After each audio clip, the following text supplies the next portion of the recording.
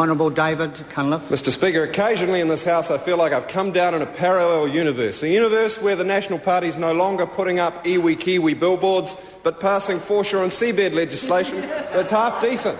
A universe where the National Party is telling the Labour Party that we were too soft on white-collar crime and corporate embezzlement. And I am glad, sir, that I have come down in this parallel universe because I rather like the new, tough, anti-market National Party, and it's about time they got off their backsides and passed this legislation.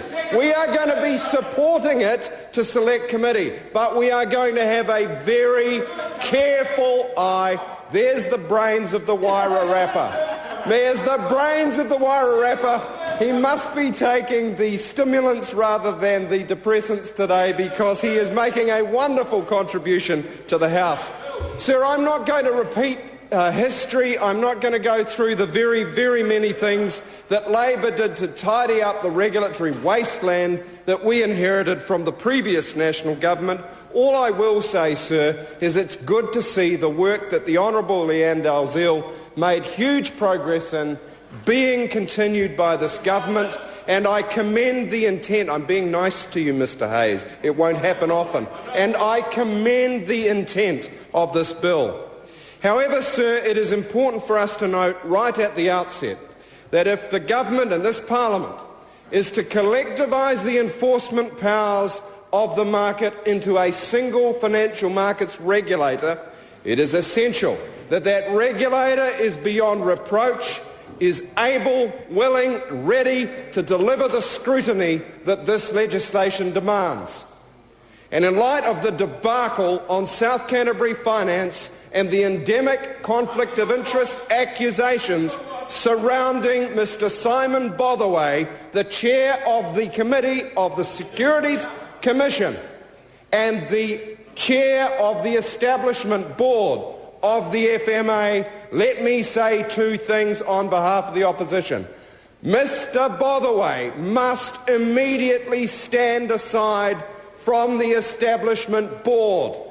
The conflict management process has been appalling and he is tainted by it. He is tainted by his late declaration around the fact that Alan Hubbard's South Canterbury Finance bankrupted his brother by putting his companies into receivership. That should have been on the table at the start. It was only put on the table when my colleague Ruth Dyson put in written parliamentary questions. And that is appalling. And that is why the Ombudsman is investigating, and that is why Mr Botherway must immediately stand aside. Mr Speaker, I'm afraid that it goes rather deeper than that, because it is not just about the process that led up to the statutory management of the Hubbards that has caused great concern around New Zealand. Mr Botherway also appears to have worked closely over many years with the primary beneficiary of the taxpayers' bailout of depositors in South Canterbury Finance, Mr George Kerr. In fact, I'm informed tonight, sir, that in fact they were at school together at Christ College from 1978 to 1984. They studied at Otago doing BComs together at the same time. They then worked together at Spicer's Asset Management, where they encouraged its sale to AXA, at Brook Asset Management, then at Sterling Grace Management Group and Tempest Capital. In other words, sir, the numero uno regulator and the numero uno sharpie who's made tens of millions of dollars off the taxpayer are bosom buddies from way back. And I want the Minister of Commerce to assure the House right now that the chair designate of the Establishment Board has severed all ties with George Kerr. All ties with any entities associated with the Heartland Bank that is poised to sweep up the assets of South Canterbury Finance. Point of order. Presenter Sam Lutawinga. Sir, we've heard in the last 3 minutes this gentleman a former minister, referring to a Simon Botherway, and I just want to see the relevance of what he's saying to this bill, sir. No, you needn't comment.